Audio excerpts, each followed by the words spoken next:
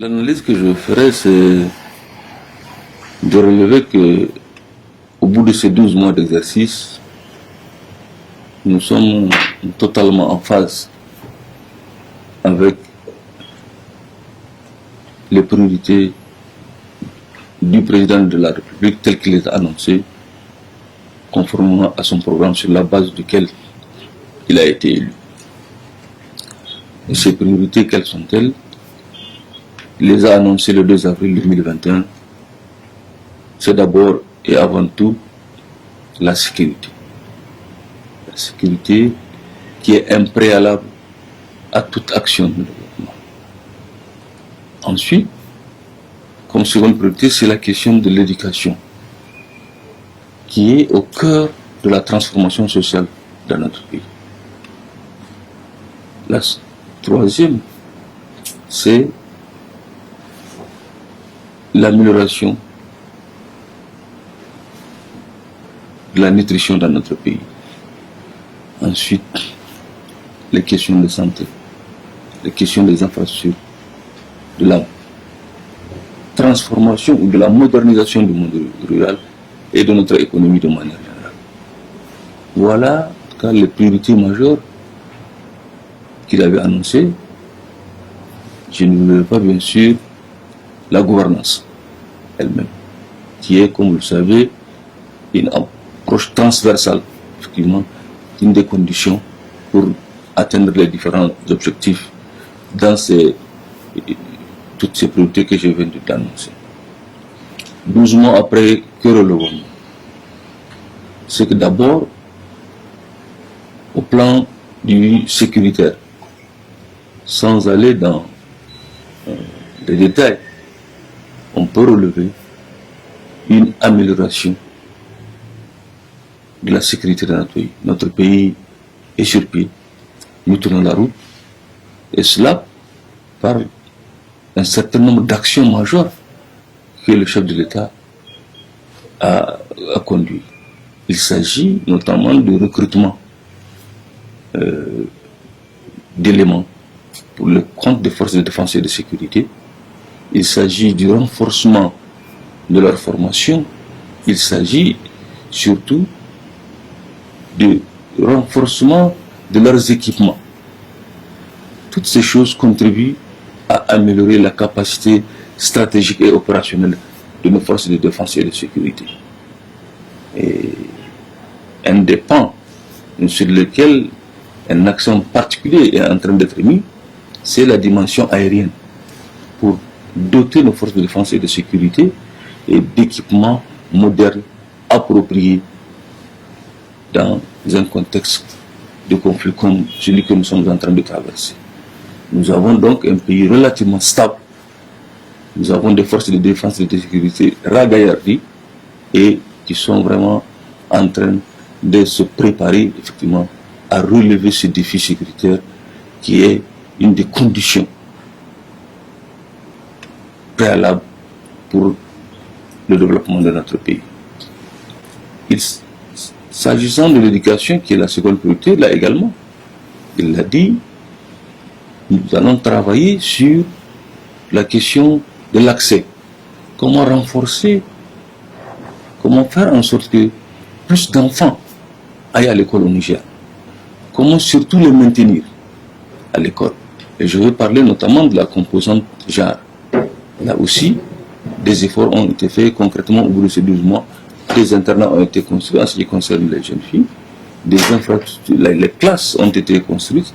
Et, comme vous le savez, l'enseignant est au centre du dispositif éducatif. Là également, leur niveau de formation est en train d'être relevé. Le profil déjà à l'entrée dans les écoles normales est en train d'être revisité et on est en train de renforcer la qualité de leur formation pour qu'ils répondent aux exigences vraiment de la formation. Là aussi donc, on note clairement une avancée significative. En ce qui concerne la transformation du monde rural, là aussi, des engagements tels qu'il les a pris sont en train de se concrétiser, notamment en termes de promotion des cultures irriguées dans notre pays. Puisque nous sommes convaincus que l'un des axes majeurs qui va permettre l'autosuffisance alimentaire, en tout cas, c'est de promouvoir les cultures irriguées, et de ce point de vue-là, aussi des efforts conséquents sont en train d'être faits. Il en est de même également sur la modernisation de notre élevage, sur laquelle nous sommes actuellement à cheval.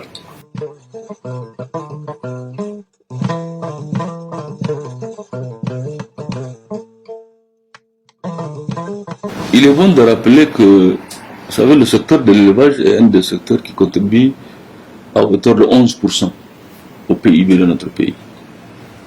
Il participe à hauteur de 35% au PIB agricole. 87% des ménages nigériens sont des ménages d'agro-pastoraux. Ça veut dire que c'est une activité qui est vraiment une activité pratiquée pratiquement par l'écrasante majorité des Nigériens. Mais il se trouve paradoxalement que cette activité fait face à beaucoup de défis, notamment les défis climatiques. Les changements climatiques ont en conséquence l'insuffisance des pluies, leur mauvaise répartition dans l'espace, et à cela vient s'ajouter la menace qui pèse sur les espaces pastoraux du fait de la croissance démographique. Il y a une forte pression foncière sur les espaces de pâture, réduisant ainsi de plus en plus notre espace d'élevage. À ces contraintes structurelles vient s'ajouter un autre phénomène, c'est celui de l'insécurité que j'évoquais tantôt, qui fragilise encore davantage nos éleveurs. Voilà un peu le contexte dans lequel se pratique notre élevage, dont le mode de production principal est le pastoralisme. Il est évident que ce secteur est en train de faire face, en tout cas, à des défis. Donc c'est dans un tel environnement que le président de la République a fait le choix, dès la création du gouvernement, de créer un ministère en charge de l'élevage. C'est une volonté politique forte qui traduit sa détermination à faire en sorte que l'élevage, activité majeure de notre pays, puisse être un levier de développement. Et c'est pour cela que nous sommes en train de nous y atteler. Et pour revenir sur les défis ponctuels auxquels nous avons directement fait face, c'est le déficit auquel déjà cette année nous avons fait face. La pluie étant mal répartie, insuffisante ensuite, cela a créé à la fin de l'année hivernale un déficit fourrager de l'ordre de 45% des besoins. Donc la priorité du gouvernement, c'était déjà de faire face à ce déficit fourrager, d'accompagner les éleveurs vulnérables, et le gouvernement s'y est attelé, et notamment en facilitant l'acquisition d'aliments bétail pour soulager effectivement les éleveurs. Et dans ce combat-là, nous avons acquis à peu près 17 000 tonnes d'aliments bétail. Nous avons renforcé les éleveurs vulnérables avec des kits, des petits ruminants, à hauteur de 36 000 kits pour les accompagner. Mais cela n'a pas suffi. Et compte tenu justement de ce déficit qui est assez important, le gouvernement, comme vous le savez, a élaboré un programme d'urgence d'abord pour faire face de manière immédiate, où il y a toute une batterie d'actions qui ont été conduites, mais au-delà, a élaboré un grand programme de soutien dans lequel, effectivement, les éleveurs vulnérables sont en train d'être appuyés. Et dans cette optique-là, Aujourd'hui, nous sommes dans un processus d'acquisition d'un tonnage assez conséquent, de l'ordre de 90 000 tonnes, rien que pour les aliments bétail, accompagné de toute une série d'actions d'accompagnement pour soutenir nos éleveurs de manière à ce qu'ils puissent faire face effectivement à cette période difficile, cette période de soudure qu'ils sont en train de traverser. Il s'agit notamment des kits ruminants qu'on va mettre à la disposition des éleveurs vulnérables. Il s'agit des ponts d'eau que nous allons réhabiliter. Il s'agit aussi de cultures fourragères que nous allons initier. Toutes choses qui vont contribuer à faire en sorte que les éleveurs soient à l'abri de ces difficultés-là, puissent franchir ce cap difficile avant l'installation de l'hivernage.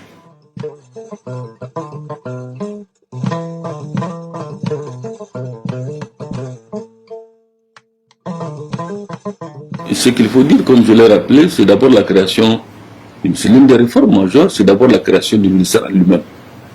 Et nous sommes attelés à le réorganiser, à faire en sorte qu'il réponde aux attentes du président de la République conformément à son programme.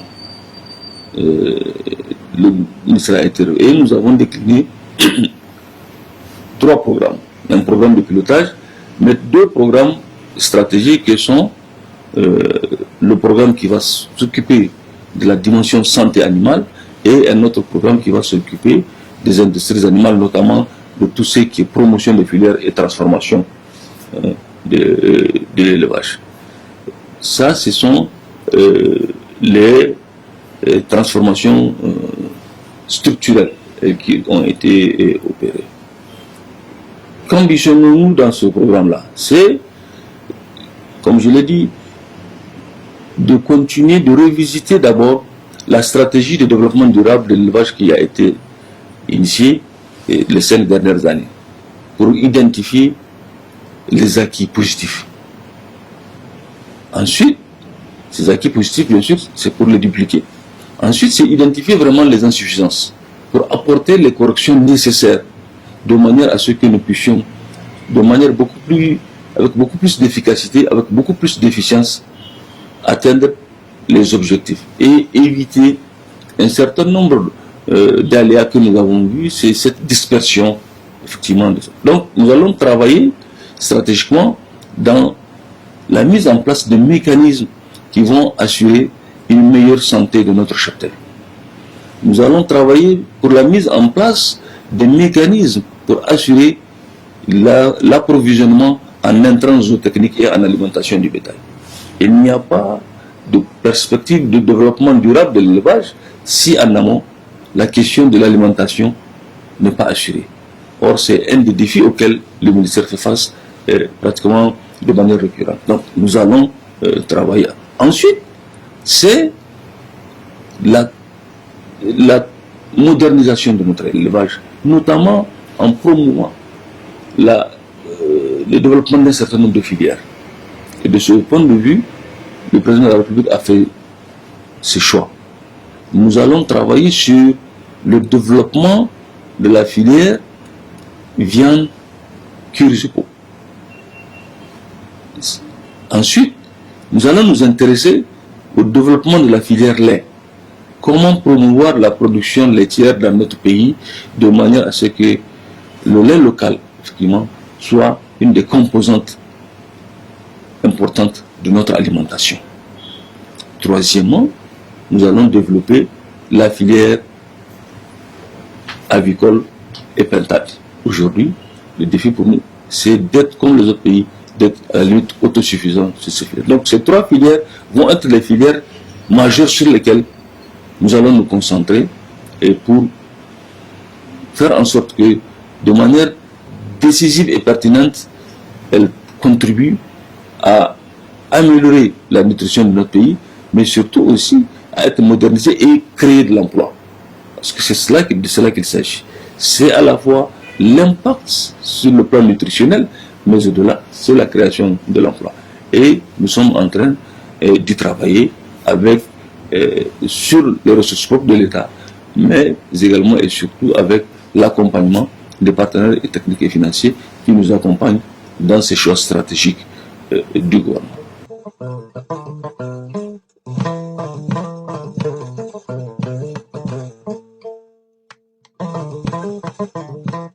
nous avons encore 4 à 5 mois difficiles auxquels nous sommes en train de nous organiser pour y faire face.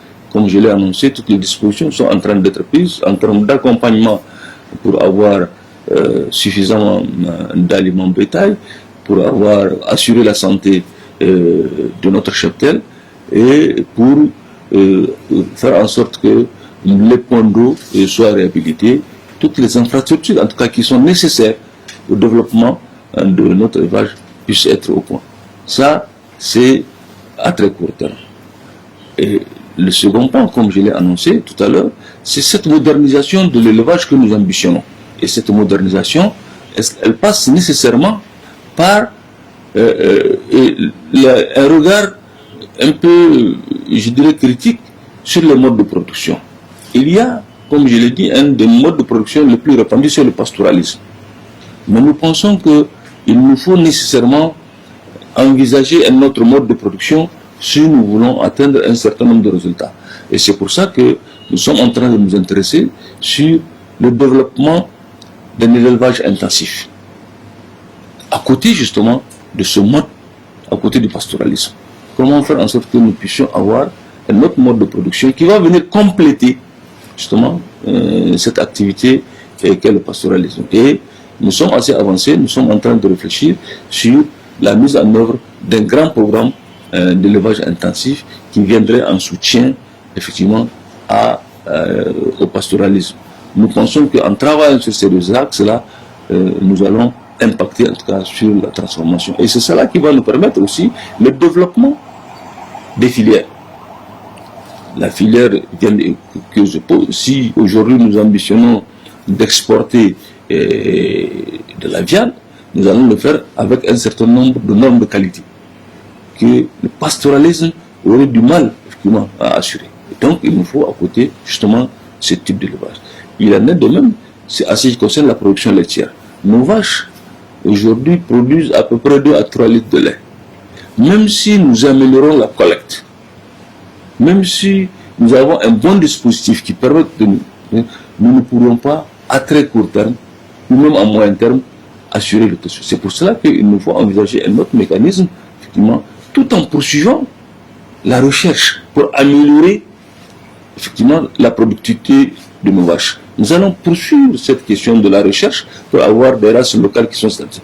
Nous pensons qu'il faut que nous nous ouvrons pour voir ailleurs s'il y a d'autres races qui pourraient venir, effectivement, qu'on pourrait importer dans le sens d'améliorer à très court terme notre production laitière, de manière à avoir une industrie laitière qui réponde vraiment à nos besoins, où on pourra avoir du lait local qui va contribuer de manière pertinente à l'amélioration nutritionnelle, comme je le disais tantôt, mais surtout à nous permettre d'installer des unités industrielles qui vont elles-mêmes créer de l'emploi pour nos gens. C'est le même exercice que nous allons faire en ce qui concerne aussi le développement de la volaille. Donc, la transformation de l'élevage que nous voulons, elle est à la fois une contribution à l'amélioration nutritionnelle, mais également à la création d'emplois durables pour notre jeunesse. Nous voulons créer une nouvelle race d'opérateurs agricoles, d'agropasteurs, une nouvelle dynamique. Donc, et ça, c'est avec les jeunes que nous pensons que cela est possible, et il faut le faire surtout avec le secteur privé. L'État doit travailler à créer les conditions structurelles, à créer le cadre légal favorable, à créer les grandes infrastructures. Le reste, c'est au privé vraiment d'être la locomotive de la transformation rurale que nous caressons, et nous pensons que nous sommes sur la voie. Je suis de ceux qui sont convaincus que l'élevage peut être la cheville ouvrière de la transformation du monde rural. Et je pense également que l'élevage dont il s'agit ici, c'est un élevage qui est ouvert. Nous avons un potentiel, selon les statistiques, estime qu'on a autour de 70 à 80 millions de têtes d'animaux. C'est un cheptel assez important. Je venais de dire tout à l'heure qu'il contribue à 11% du PIB. Nous pensons que l'élevage peut aller plus que ces 11%. Ensuite, nous pensons qu'il s'agit, la modernisation dont on parle du monde rural, elle passe nécessairement par l'introduction de nouveaux paradigmes, de nouveaux modes de production, de nouvelles techniques de transformation. Et en cela, les jeunes peuvent être, en tout cas, les nouveaux acteurs de la transformation de l'élevage. Ils doivent s'intéresser à l'élevage et l'État doit créer les conditions pour qu'ils s'intéressent. L'une des questions aujourd'hui qui est au centre, c'est la question du financement de l'élevage. Or, aujourd'hui, nous sommes en train de concevoir des programmes qui accompagnent ce secteur, qui accompagnent les micro-projets initiés par le jeune. Nous allons mettre ça à l'échelle. Il faut mettre ça à l'échelle, il faut dépasser ces petites phases pilotes pour mettre ça à grande échelle, pour qu'on puisse avoir des grands projets, que les jeunes puissent s'associer selon les profils, selon leurs compétences, monter des grands projets qui puissent leur permettre de produire, de vendre, de transformer et de vivre de leurs activités. Il ne s'agit pas d'aller vers de perpétuer avec cet élevage un peu contemplatif, non. Il s'agit vraiment de faire une activité économique rentable. Et cela est possible, nous l'avons vu ailleurs, il n'y a aucune raison pour que dans notre pays nous ne puissions pas justement le faire. Et nous pensons que c'est en s'investissant dans le privé que nous allons pouvoir réussir cette transformation dans notre élevage. Donc j'invite vivement les jeunes à s'intéresser justement à l'élevage, à s'investir. L'État est là, il sera là pour les accompagner. Nous avons tout un dispositif d'accompagnement aujourd'hui et pour le financement, nous sommes en train d'avoir d'autres opportunités pour accompagner ces jeunes, pour faciliter l'accès au crédit, pour l'introduction en tout cas de nouvelles techniques et de nouvelles races même, pour produire de manière intensive afin d'impacter sur la vie des différents ménages du Niger et sur notre économie de manière générale.